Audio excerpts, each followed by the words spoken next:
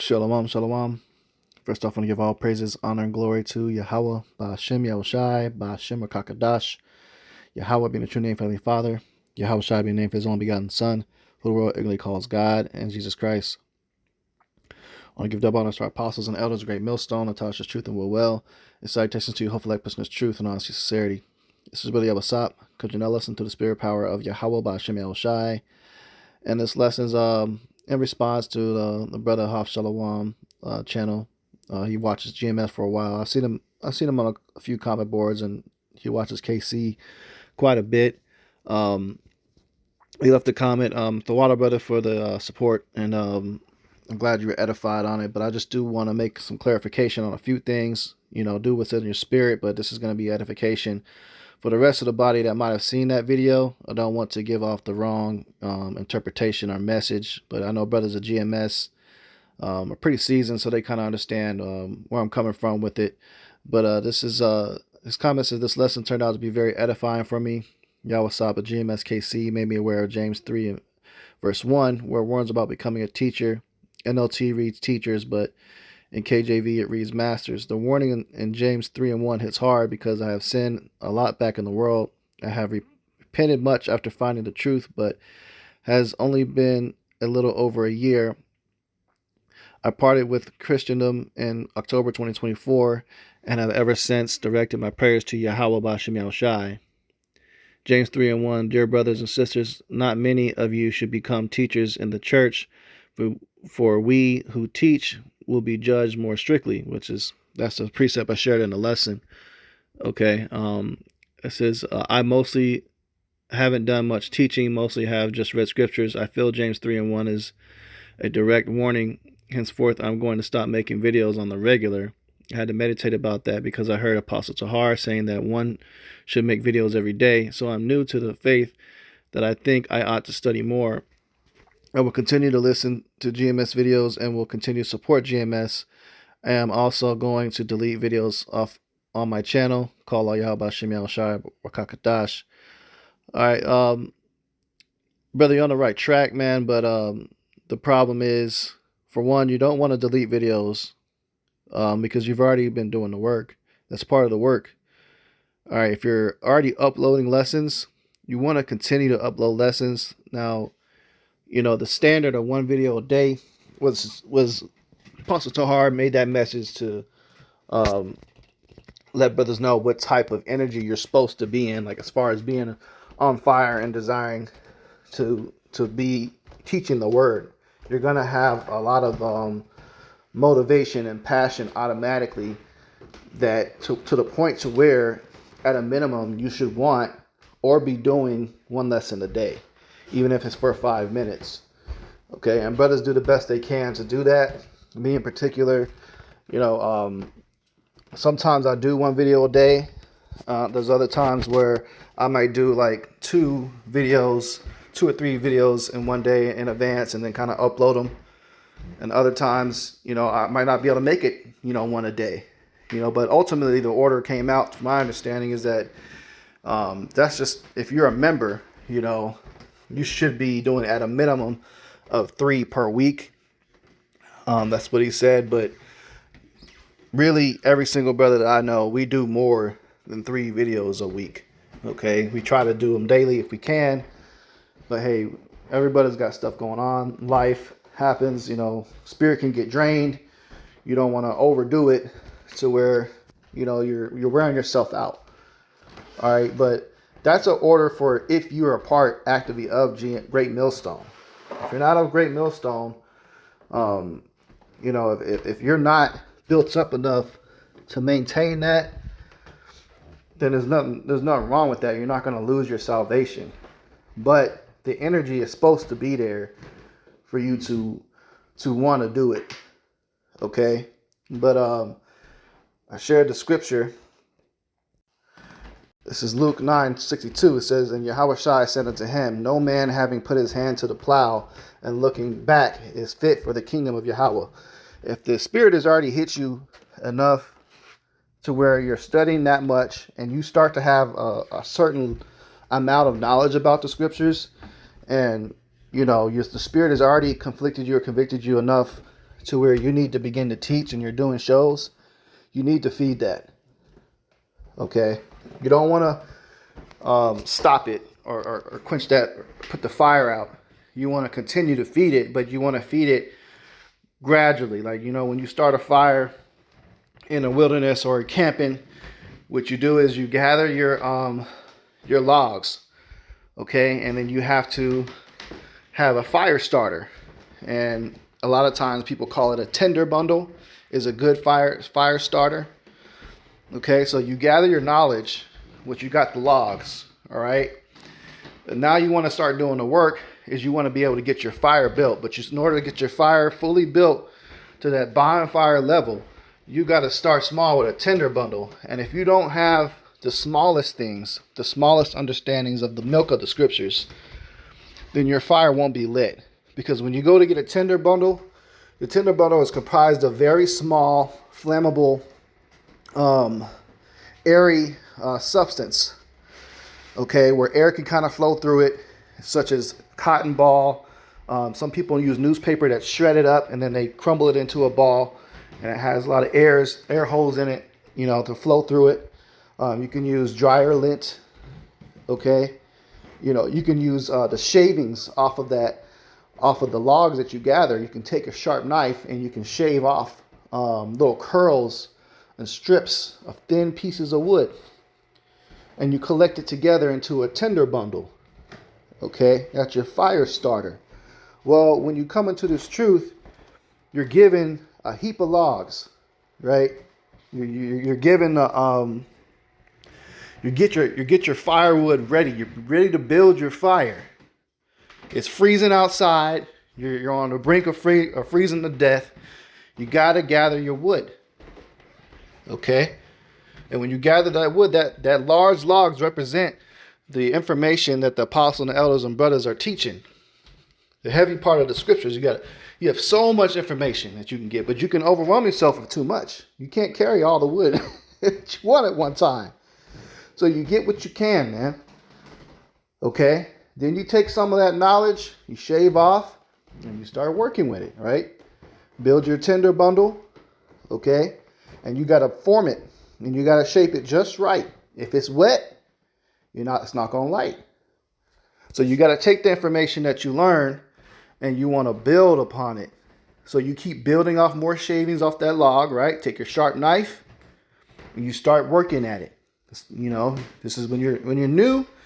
Brother said, he's been in roughly since October 2024. So you got just a little over a year. Okay? Just a little over a year. And this is a lot of case for many people still coming in. They're still new. I'm still seeing, reports of people brand new on the comment boards, on the camp channel, people walking up. There's still people just now hearing about, for the first time in their whole life, if anything, of a Hebrew Israelite. That's still happening. It's shocking to me, but it's still happening. Okay, but when you first come in, you're getting your firewood. Start shaving at that wood to get your tinder bundle built up. Okay? And then you get to the point, you gather enough shavings, you're gathering enough knowledge. You're studying. We call it the milk, because the scriptures talk about this.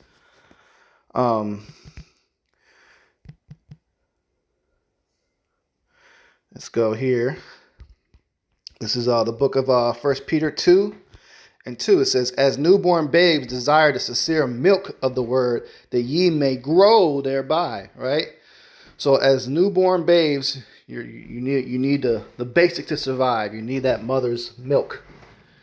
Okay, and for that fire, like I'm giving the analogy in reference to, okay, you got to start small. But you got to do something with it, because if you don't, you're in the freezing cold. You're going to freeze to death, right?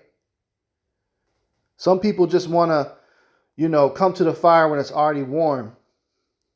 But it's better to know how to build it yourself for survival purposes. That's why the scriptures say this, okay?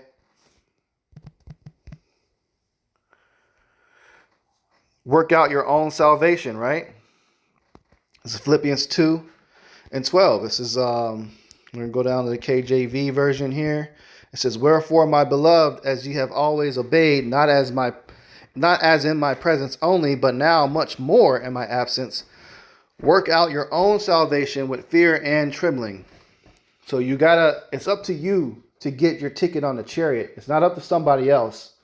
Now, somebody else, when you place your position into those people that are considered the somebody else's, okay, you have men set up as those somebody else people that are teaching.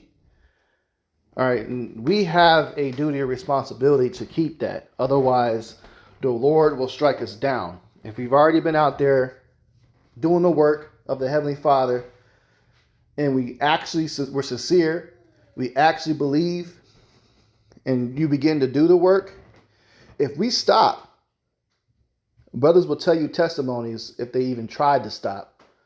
It is scary. All right, because we had, I have brothers give testimonies. One brother's testimony specifically stood out to me. He said that, when he went to go teach, okay, and he got scared and he kind of didn't want to do it. He's like, no, I don't want to do this.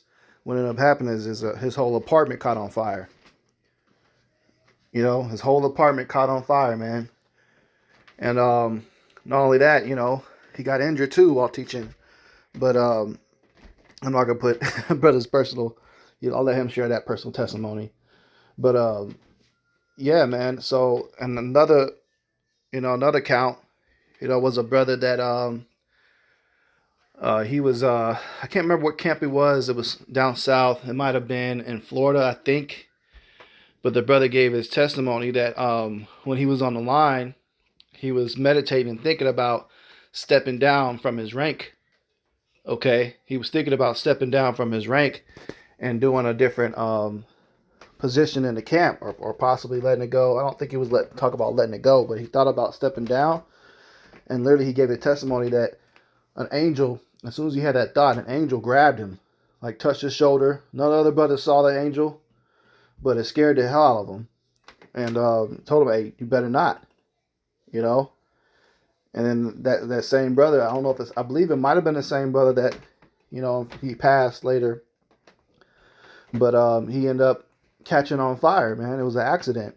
Some alcohol, I guess, got on him, and he caught on fire. So, you don't want to put your hand to the plow and look back.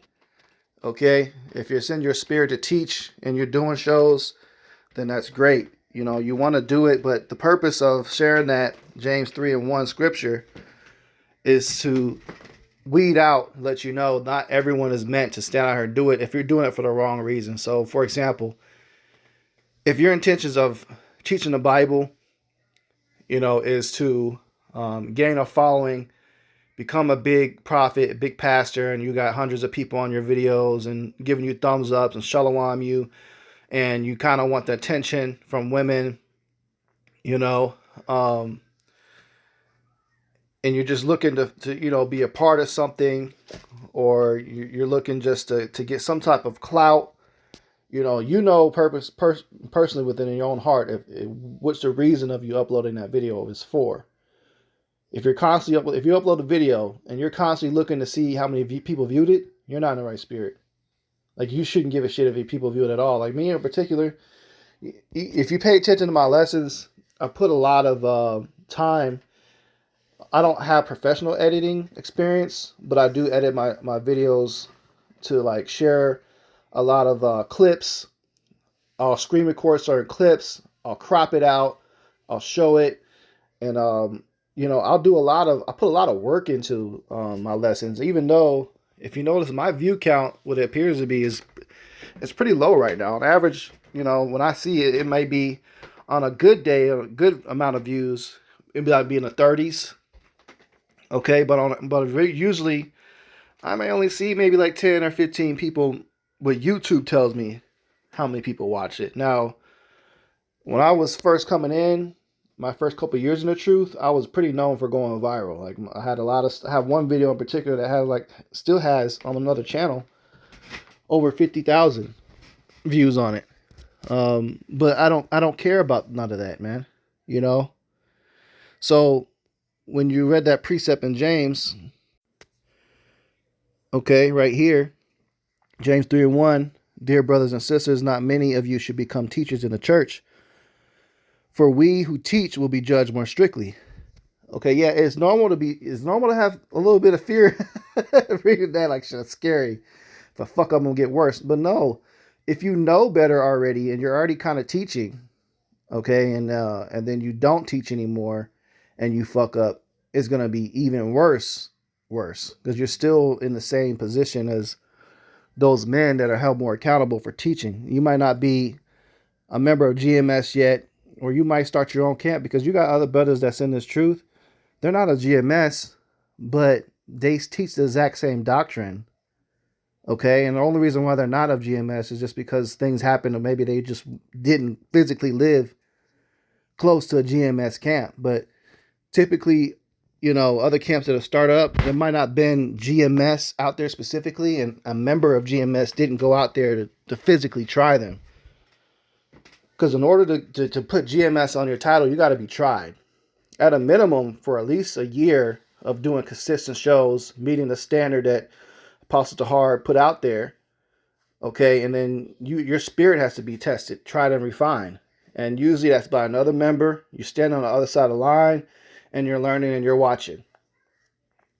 Okay, that's typically how that works. And after time, and we see consistency, and we see charity, and we see brotherhood, and your spirit, the brothers can feel your spirit, man. You have conversations, interactions. Over time, then the invitation is extended. If you want to be a part of the camp, you partake in the Passover, and that's usually when you get crossed over, into the camp. Now, Apostle Tahar has said a few times, no new members. So we're not really taking on new members now, but guess what? That doesn't mean that, the church isn't being built up. The scriptures don't say that only brothers of GMS is going to be the elect. We just say that vast majority of the elect are part of GMS because GMS is the ones that's currently teaching the correct doctrine. Okay? But there's many other brothers out there that teach the exact same doctrine, but they haven't physically been grafted in by a member, but they're still teaching the same thing. So yeah, they're pretty much of us. They just don't have the same word title. They come up with your own. But you're in Norway, brother, so I don't know too much. I haven't traveled to Europe. I don't know how far you are from Germany or if you have the ability to go. But there's a camp out there. We got a brother that comes out here now a couple times a year from Germany camp. Elder out there. He comes out, beautiful brother, man.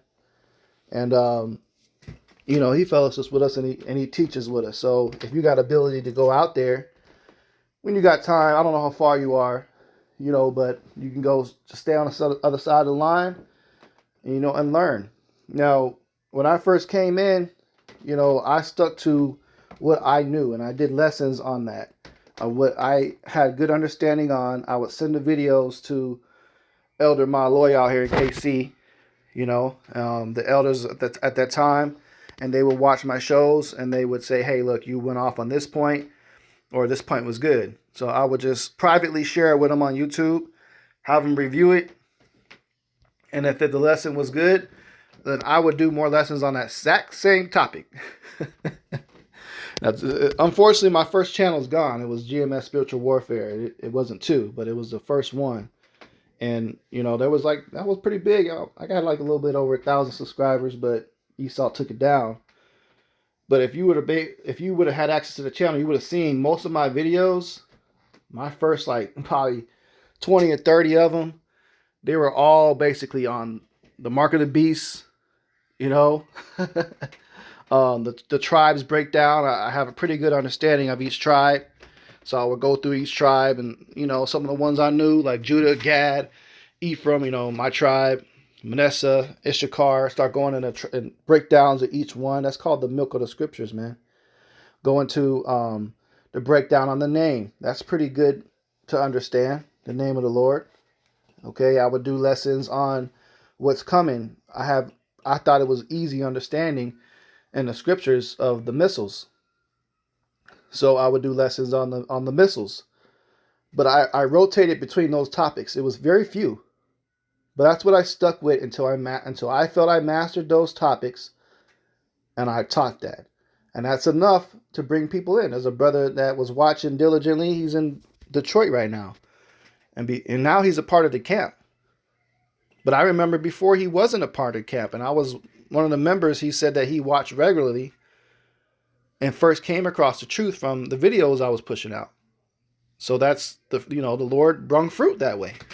Now that brothers is in GMS Detroit now. And shalom if that brother comes across this lesson, man. You know. And I ended up meeting the brother for the first time, man. Yapa, it was last year. I met him in Chicago, and I was just blown away. So you never know, when your works will produce fruit like that, and you might actually come across and meet the brother that, bring you in. Klaus Shakwala down in GMS Atlanta camp. Yeah, that's the brother that introduced me into the truth. At the time, he wasn't in GMS, but he was following GMS. We both were in the military. We both were getting out of the military.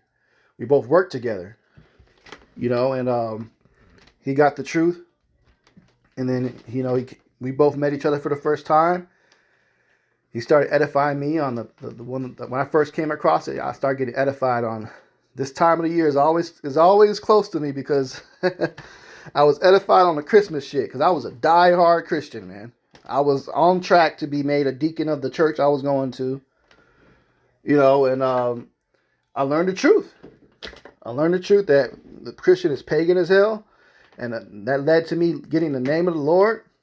And then I came to the camp in D.C., and I won't forget, man, I had to drive through a severe, real bad thunderstorm. D.C. sometimes, parts of the year, it actually can get hit with hurricanes. I was there for one of them. But, yeah, man, I had to go through a real bad storm to get there. But I was so determined. Like, the Spirit just had me, you need to go to camp. And there was a lot of things that was against me from being able to do that. I had just got basically sole custody of my seeds at the time. I have two very young sons at the time. One had just started walking, and the other was basically preschool age, and I had no help. So I was by myself. So I put him in my in the stroller. In that big ass storm, I grabbed the umbrella, and I was determined, man. I was like, I don't know if the brother's gonna be there today in this weather. But hey, GMS, rain, sleet, or snow, right? The brothers was out there, man. And as soon as I got to the camp, I kid you not, man. First it was pouring rain, and then it stopped to the point it was kind of like sprinkling, and then it stopped. So it was like meant for me to show up to camp. And I'm out there, and I just felt so excited just to be in the presence of the brothers, man. And I remember one of the brothers made eye contact with me, and he raised his fist up and he said Shalom. He locked in. I just felt within my spirit. I was like, man, that feels like somebody that I've always known, without even saying a word. And all the brothers welcomed me up there, and I just came up and just listened. And there still might be a video flown around of that DC camp. I used to have it saved. I had it saved on my original page, man. And this was all the way back in 2015, man. 2015. That's when I first came across this knowledge, So just continue on with the story. Went there, man, and met the brothers. And every off day that I had that they went out to camp, I was there. I was there, man. From that point on forward, I made it out. To the point the brother said, "Hey, look, it's probably not wise for you to bring your younger children up to camp because we got some people that get physically violent at this message. So for safety reasons, you might not want to bring your kids." So at that point, I was kind of restricted on going because, like I said, I didn't have any help.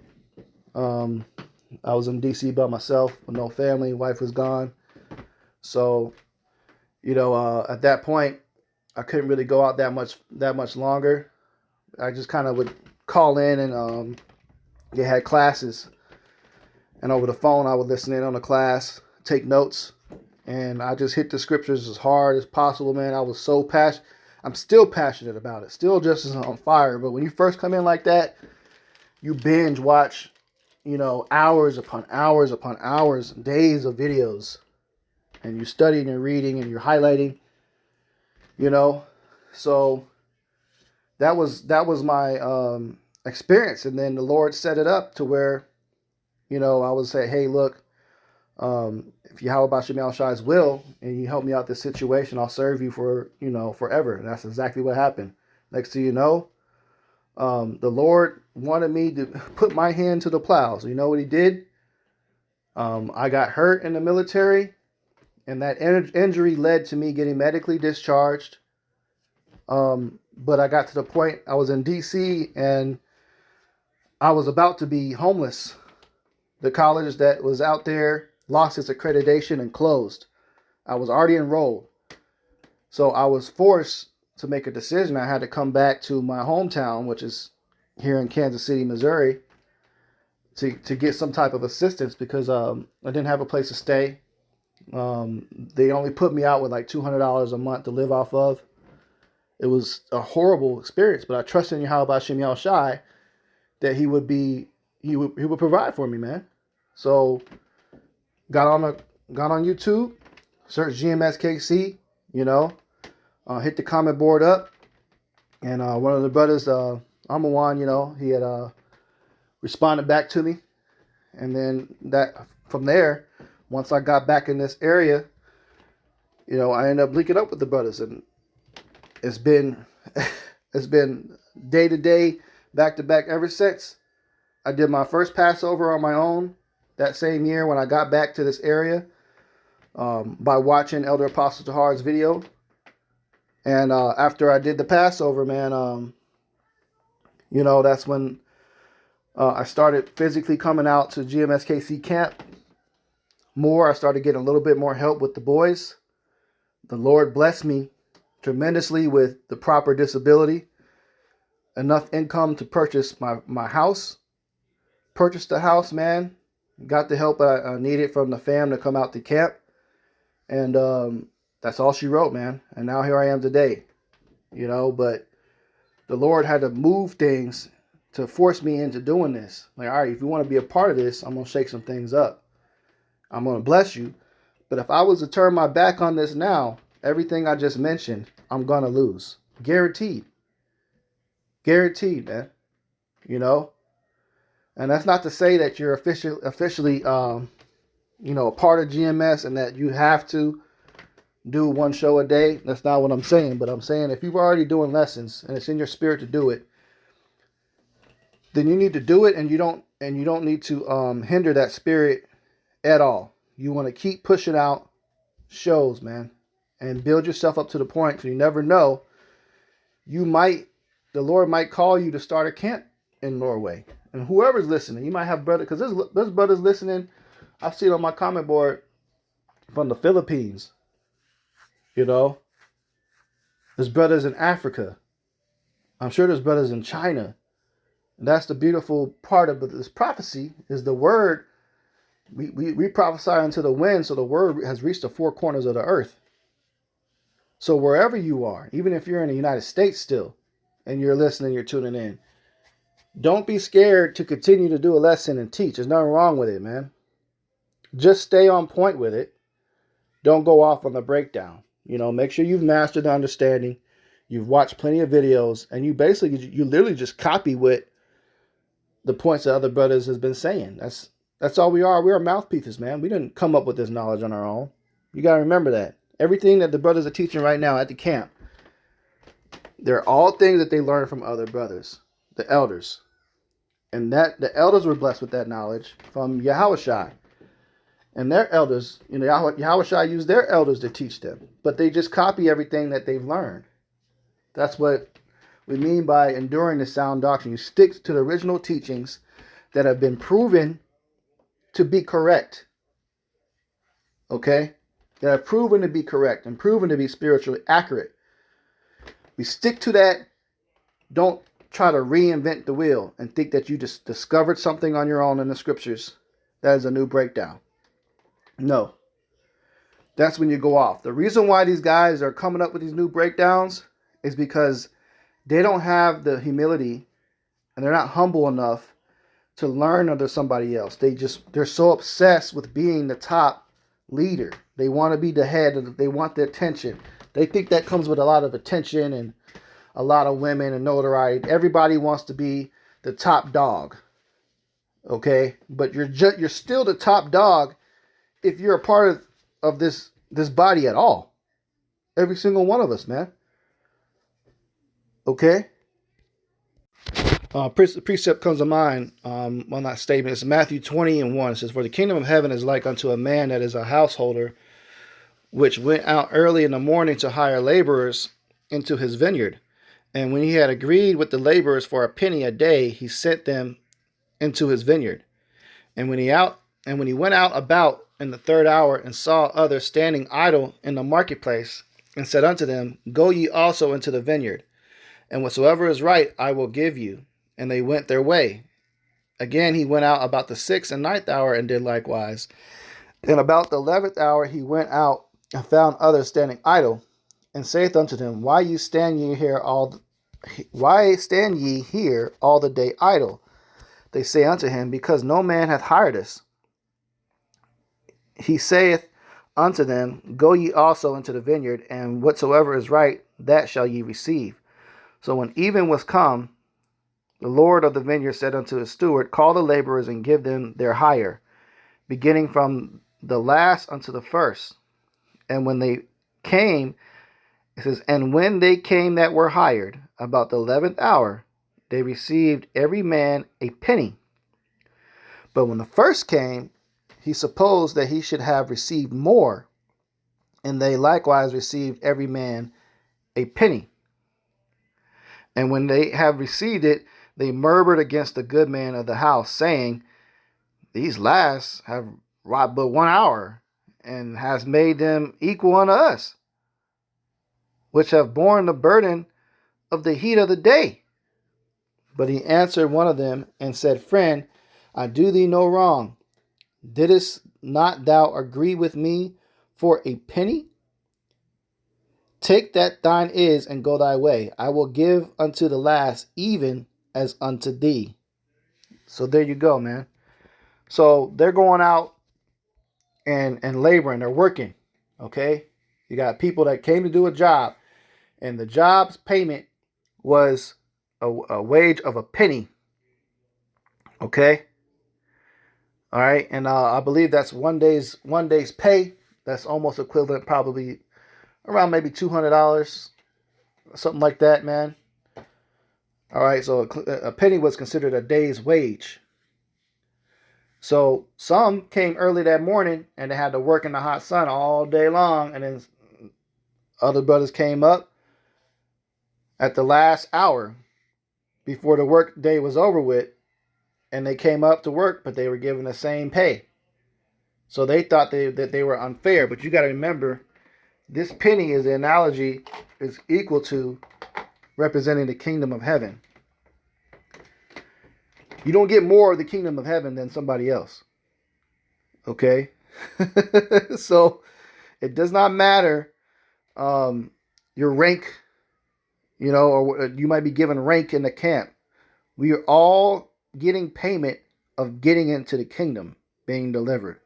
That's our penny. All right? And we've agreed to labor and serve this truth, this ministry, to get that penny. We all getting paid the same in this. Now, in the kingdom of heaven, of course, Yahweh Shai is going to honor certain elders, that came across this thing, like the prophet, Elisha, he's obviously going to, be honored. He's going to have a certain position, a certain role. Okay? But ultimately, the ultimate prize, period, is to just be in the kingdom, to be saved from this destruction, to not die of a torturous death here, not getting burned by the lake of fire, to get delivered on the chariots and get the hell up out of here, man. That's the ultimate goal.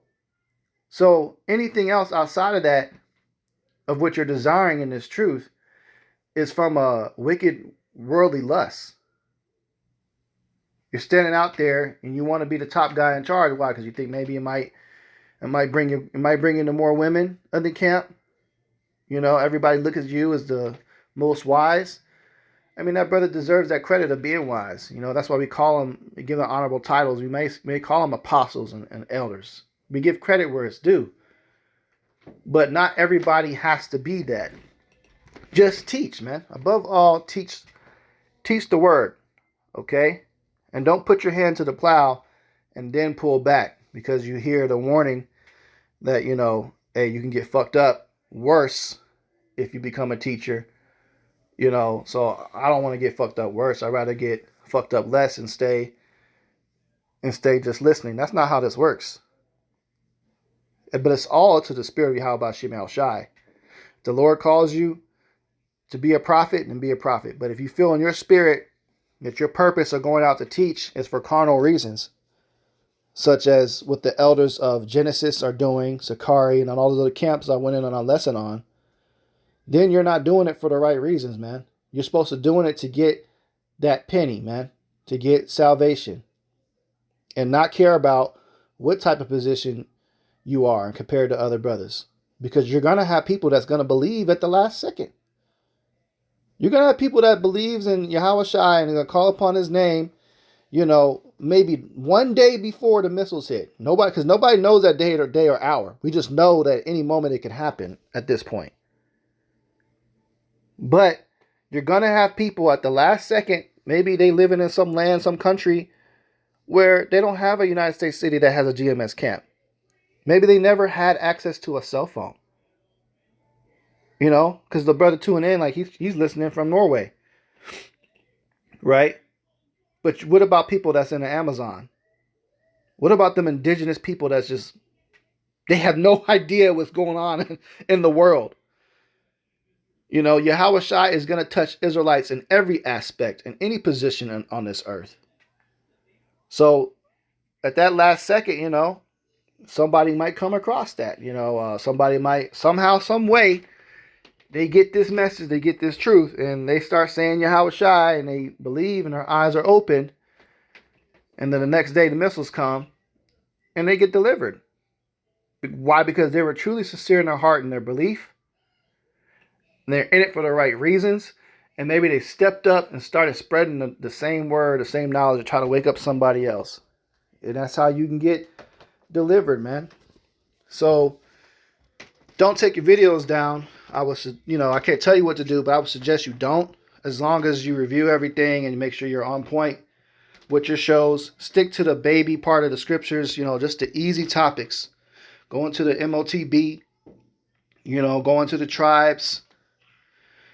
Teach about the name of the Lord, the Hebrew, you know, the basic things we need. You need the name of the Lord, man. Teach about having faith. Okay, try to keep the commandments to the best of your ability. Go over the high holy days. Every single one of the high holy days in the scriptures is easy to break down. The Passover is very easy to break down. Day of Atonement. You just don't eat food or water for 24 hours. That's very easy to break down. Okay, go on just the basic stuff. And some lessons you want to upgrade and learn more on, what you do is you type in the topic that you want to speak about. Maybe the missiles. That might be challenging for you. You binge watch videos on the missiles. And you copy what was said.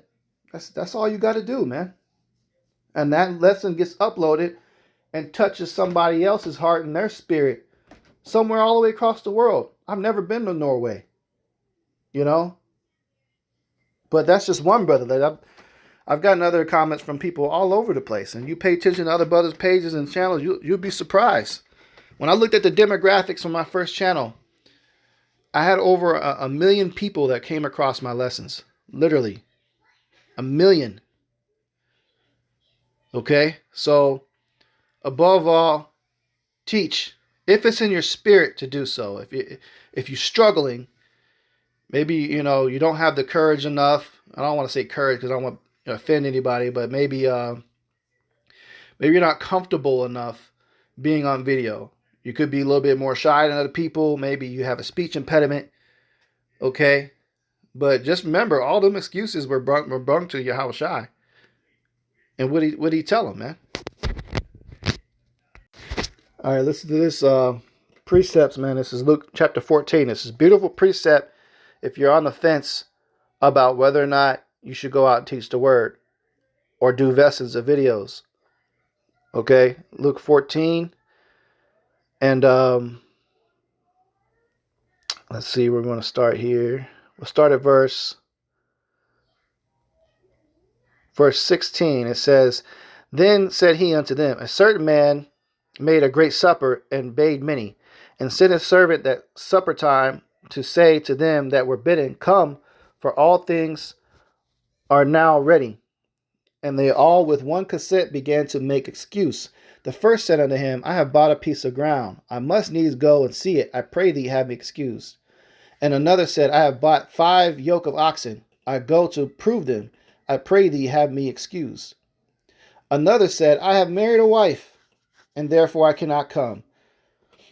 So that servant came and showed his lord these things.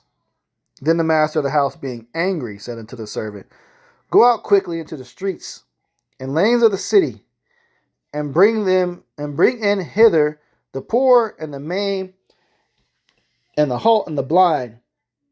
And the servant said, Lord, it is done as thou hast commanded, and yet there is room.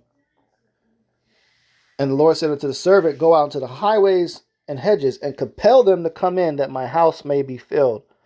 For I say unto you, that none of those men which were bidden shall taste of my supper.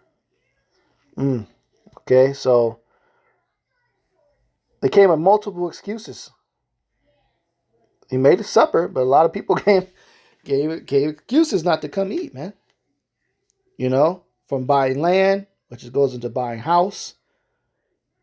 Okay, buying cattle. Was having cattle and land? That's considered real wealth. So the people trying to get rich. Okay, going to find a woman, getting married, pleasing her. Damn sure, if y'all didn't come into this knowledge together, and you weren't already together into this truth, if you go try to find a wife after in the truth, she will not support you. She's not going to get it. She's not going to like it. And she's going to want you to leave it to follow her wants and desires of everything of the world. She's not going to like what you're teaching about. She's going to think you're a misogynist. Okay, then she's going to start getting very violent, very evil towards you. You know, she'll become reckless. So that's not a good excuse to leave. Okay? But what did he say? He said, none of those that were bidden shall taste of my supper. So if you got other things going on, anybody listen to this lesson to where you don't want to upload lessons anymore, or you don't want to go out to the highways and hedges and teach, when you've already came across the knowledge and you got enough knowledge to actually help somebody learn it, and you do nothing with it, you're taking away the talents of Yahweh B'Shem Yahushai, and you won't taste of the Lord's Supper, which is deliverance, the kingdom. Okay, so you gotta do something with it. Now, like again, if you're not set up to teach, you're just not able to do it for whatever reason, maybe just not that skilled in being a teacher, then do what you can to support the ministry. But you should still be at least standing on the side of the line, learning from brothers, studying, you know. But if you already stepped into kind of doing the work, you've already kind of starting to take that oath, and you don't want to quench that unless you don't know what you're talking about and you're winging it. If you feel like you're just winging it, then take your time to study more.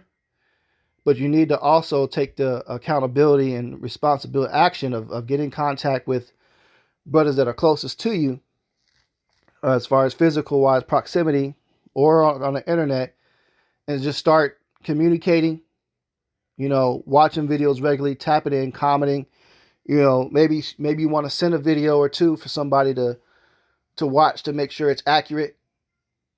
Okay. And then just upload it, man. Eventually, after brothers that are in GMS see consistency over a period of time, then the Lord might open up that door. All right, man, now it's time to start a camp. Like, you done learned all this stuff. What you going to do with it? Because is there a camp close by you that somebody can be fed? Because there's Israelites everywhere. And at this point, the Lord is raising up brothers in every city across the world, because every city has Israelites that might have one of the elect there that need to hear it. And even if in your whole state, in your whole country, if only one person, if only one gets baptized that you're able to get, the angels rejoice. Okay? Because I gave you the testimony my first time trying to go to camp in DC and the rain stopped. But what I also forgot to mention that just came to mind, called like Yahweh Shem Shai, is when camp was over that day, the biggest rainbow I ever seen in my life popped up in the sky. Okay? And then that led to me gaining more knowledge and studying to be built up to become a part of the camp. And my first day of actually holding posts and teaching on the line here in GMS Kansas City, I was holding signs and sometimes speaking and reading scriptures, and had the garment on. That first day, we saw a fleet of chariots, wave of chariots. I'm talking, it probably was hundreds of them.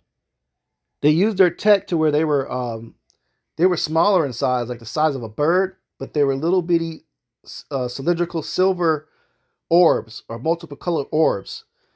And they flowed in a wave pattern over the camp. And again, that was another big storm that day. The irony of it, man, it was another giant storm that day. To the point to where the storm was getting so bad, we closed camp. And then right as we were getting ready to close, boom, this huge wind came. And hey, my lawyer was there, man. He'll tell you, right at this point, it was just everybody that was a part of that camp at that time. It was either brothers of GMS of other cities that they left. Elder Bakwasha, he's in a GMS Houston camp. He was there. Shalom Yahweh Shabbat to you, Elder, if you tune into this lesson. I know you remember that day, man. He was there. It was me, my lawyer, and it was 3 other brothers. 2 of them are no longer in GMS. They're gone. But another brother that was there too. And the same brother that, introduced me to come make contact with. So we were all there, man. And we saw a huge fleet. I mean, I'm talking hundreds of them, man, like flew almost arm's reach above us. Like there was one building that was behind us. It flew over the building in a wave-like pattern, and then like up and down. Like it was wild, man. It was just like birds, but they moved like a wave, And then they flew up. All those little orbs flew up, and they glittered in a little bit of the sunlight, and flew over another building in front of us, and then they were gone. And this is Luke 15:10. It says, "Likewise, I say unto you, there is joy in the presence of the angels of Yahweh over one sinner that repenteth." So just to get one to repent, the Lord and his angels are celebrating. They show out, and they surely did that day. And I won't forget that, man. That was my first day. My first day on the line, man. And ever since then, like, it's just been such a beautiful ministry out here, man, because we see at this point chariots, we get sightings like that regularly. I mean, y'all brothers seen the testimony of them 5 cylindrical orbs we seen in the sky a couple weeks ago, and then a week after that we had another fleet of chariots show up. Yeah, this is GMSKC is like the chariot camp. It's actually been news articles posted that Kansas City is the hot spot in all the United States for the most UFO sightings. The Kansas City area, but yeah, that was that first day, man. So my first time at camp, went through a major storm, made it to camp successfully. As soon as I left, a rainbow showed, and then I just gave you the testimony of seeing that fleet of chariots, man. That fleet, So that was your pop. Okay, so I say that, man, and then get the scripture, because you never know, man. You never know if you're one of those ones that the Lord, is going to rejoice over you coming into this truth. And you might not everybody gets that experience their first time going to camp and holding posts. I'm not saying that guarantee was going to happen, because I don't want you to get discouraged if you do make it to camp, or you end up holding the line or something like that one day, and you don't see that the Lord isn't dealing with you. That's not what I'm saying at all. Don't get it twisted. Okay, but the Lord is that his angels rejoice over one sinner that repented. This is Isaiah 31:5 says, as birds flying, so will Yahweh of hosts defend Jerusalem. Defending it also, he will deliver it, and passing over, he will preserve it. And like I said, those chariot sightings, my first day holding posts, that was like as birds flying. All right. It was Japah, man. You know, and the only other person that that you can physically maybe speak to get that testimony at this point is Elder Marloya. You know, it's just us two right now that we're from that day. You know, but hey, that was incredible, man. And I share that testimony to give you encouragement in case you're worried about anything ever happening to you while you're out there. This is Psalms 34:7 says, the angel of Yahweh encampeth round about them that fear him and delivereth them. So you got angels with us, man. We don't got nothing to worry about. Build yourself up to the point to where, you know, you can start teaching. It's not on every brother's strength to do that. You know, there's another brother out here, you know, Brother Ricardo Bar. He's in our camp now. You know, before he became part of GMS Kansas City, he was teaching by himself for about a year. But he taught specifically GMS's doctrine. He didn't have GMS on his name, but after, you know, a little over a year of him doing that, it was about a year and a half, you know, brother start coming on the other side of the line. And he started watching us on the other side of the line after he had been teaching on his own already. He started just coming and learning and watching to the point he got built up enough, and he tried the brother's spirit, and now he crossed over, and now he's a part of the camp. And that's how that works. Okay, so, you know, you got to go out there and do it. You know, what did the Lord say do? I'll read this precept again, Luke 14:21. So that servant came and showed his Lord these things. Then the master of the house, being angry, said unto his servant, go out quickly into the streets and lanes of the city, and bring in hither the poor and the maimed and the halt and the blind. So you got to go into the streets, man. You got to start bringing them in. Go start teaching them. Verse 23, it says, and Yahweh said unto the servant, or Yahweh said unto the servant, go out into the highways and hedges and compel them to come in, that my house may be filled. Why? Because there's still room. If people are still coming across this and just getting it, like you just been learning and found it out October 2024, that means it's still fresh. There's still people just now coming across this. So you want to still continue to teach, man. And this is the importance of doing lessons is to have that interaction take place. This is why we get on other camps. They don't go out, you know, in the winter. They don't go out. And I mean, you can choose to stay home if it's deadly or dangerous weather. But when it's freezing temperatures, and the news says stay in the house, we stay in the house. We're not going to be over righteous and then destroy ourselves, you know. But when we are in the house, we still do a sit down. We'll do an indoor camp, you know. But hey, them brothers that when I first came out, you know, what if them brothers wasn't there? Think about that. In DC, what if I went through a whole storm in that rain and then they weren't there? You know, that could have been a stumbling block, could have been discouraging to me. But you know, because they uphold the standard, they were out in the rain with umbrellas. They were there. And I was blessed to come across and get the message. So what are you doing to allow that to happen? For anybody tuning into this lesson, not speaking specifically to the brother with the comment, but to anybody, what are you doing to allow that to take place? Okay? You got to do what you can to support that. You know, if you've already kind of stepped into the point to where you're teaching, the Spirit's already been there for you to teach. You got to feed that. If you're not teaching yet and you know, you don't know for sure if that's what you should do, you need to gauge your level of knowledge. How much have you learned? How much do you know?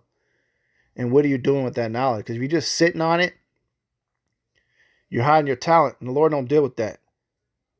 Okay? You got to share it somehow, some way. You know, make a point to go out to the camp if you're a man. If you're a woman, you're supposed to be trying to be a wife to one of those men. I'm just being straightforward with you. or if you already have a husband, you're supposed to be pointing him to this information, and he learn it to be built up to teach you. And if he's not a believer, you continue to believe. And one day the Lord can open his eyes and bless him to believe. You don't leave him. You don't leave him to go be with a brother in the truth. Just speaking on the roles of what women can do in this thing too. You do your work, do your part to support the ministry. Go help them brothers out, man, whatever way you can. If you're an aged woman, be a helper. Or you might find you another aged brother and be his wife too. But I mean, there's roles in this thing, man. A woman's supposed to just be silently learning this. She shouldn't be, all up on the comment boards. You know, find a brother that you kind of cater, or gravitating towards, and hit his comment board up and exchange contact information, and you learn from him. And one day he might be built up to be your husband. Okay, but you got a part to do this, doing this too, you women. We need that help meet. I could use a lot of help, to be honest with you. But hey, that's just what it is, man. So we all have a part to do in this thing, man. Women, teach your kids this. If you're a single mom, you don't have a husband, you learn this truth, and you learn it from GMS. Just silently learn and do what you can. Okay? Until you get blessed with a husband, and then be a good wife to that husband, whoever it is, even if he's not a GMS. He could be the 1/3 that, is a believer. All right? You just continue to do the right thing and stick by him, give him peace. And that's your ticket to get out of here. But you men, you got to try to be, you want to at least try to put yourself in a position to be built up to teach. And if you're not a teacher, that's cool, because there's other brothers that are getting delivered and selected and chosen, such as the man that provided the tomb for Yahushua to bury him. He wasn't a prophet. That brother was not a prophet. But I can pretty much guarantee you he got a big time reward for that. You have other brothers that's come across. They may, in times of Jacob's trouble, you may have some shelter set up. You may have a place for us to hide, or, you might provide some type of food or water. In some cases, brothers go through a lot of stuff, man. We go through a lot of tribulations to keep us grounded in this faith. So there's a lot of stuff that we have to deal with Satan constantly trying to see if we're a part of the elect. So we're going through a lot of different sufferings. You can be there to help. Like brothers going through car issues, Some brothers are barely making it paycheck to paycheck, and they're doing what they can. Can barely pay a phone bill to do a lesson on. And you won't know unless you're actually physically going to the camp and you're getting to know them brothers, and you're becoming a part of the body. Like, you got to immerse yourself in this thing. You got to do something, man. Do something. Don't just sit on your ass and I'm gonna just watch videos and know that I'm an Israelite and I'm gonna get saved. That's not how this works. Okay? You got to do the work. You got to do the work. There's different ways of it. And if you're already stepping into teaching, you don't want to piss the Lord off by stopping. And I'm not, if you feel like you're just winging it and you didn't know what you're doing, then that's one thing. If you don't know what you're doing, you're just winging it, okay, and you don't have no type of order, and you're just making up breakdowns, you're just putting your face on a camera, you don't want to continue to do that. You need to stop. But if you have been learning, you've gained a lot of knowledge over the course of a year, you should be doing something with that knowledge, man. Okay? You should be doing something.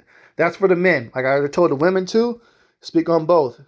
You should be doing something with your knowledge. You should be getting, getting other women out of that feminist movement, of being independent. I don't need a man. That disrespectful type stuff, not wanting to be submissive, you should be, you could be doing videos on cooking videos. Hey sister, you need to learn how to be a wife. I'm going to teach you how to be a wife. This is what I learned. Okay, this is how we help our men preach stronger. We support them. This is how you speak to your man. This is how you talk to him. This is how you respect a man. This is how you cook. This is how you clean. This is how you take care of a child. This is how you sow. That's part of this. A woman's supposed to have all those knowledge, and that's the spiritual knowledge. If you sharing that, okay, you helping forward the ministry too, because it's a part of our message. We be getting on women all the time. Like, what y'all doing? What the fuck are you doing with your information? Don't be putting your face all out there, trying to be seen and be cute. I recommend making a video. Maybe you just got the camera pointed at what you're doing. You don't got to make yourself known, because you want to be discreet as possible. Okay? But you just do something and showing how to be a better sister in Yahweh Shem Yahushai. And what you do to support that camp, and do videos on how to teach women on how to be a wife, how to be submissive, kind, and sweet. That's your works in this thing. And if you do that and you don't have a husband, I can guarantee you Yahweh Shem Yahushai will bless you with the man of the Lord. 100%. 100%. But you also got to be proactive too. There's too many bad women out there. It's very hard to see you. So make your presence known, to a righteous man. Stop playing games, always trying to go for the top, the top guy of the camp. That's not necessary. We broke that down within these scriptures. Everybody's equal in the spirit of getting delivered. Hey, I'll be okay with just being a door holder in the kingdom. That's a dope job. I get to meet and greet every single one of the honorable brothers in the scriptures, coming in and out to Yahweh Shai's palace, to be a door greeter with that. Can you imagine? Hey. So, but above all, do the work. All right. The point of that last lesson was not to scare you out of not going to teach, because you're worried about getting jacked up more once you step into the role of being a prophet or a teacher. You don't have to fear those things. You're going to get jacked up regardless. So you might as well roll with it. Okay. So, Lord's will, this lesson was edifying though. I'm going to go ahead and close out. Give all praises, honor, and glory to Yahweh B'Shem Yahushai, B'Shem HaKakadash.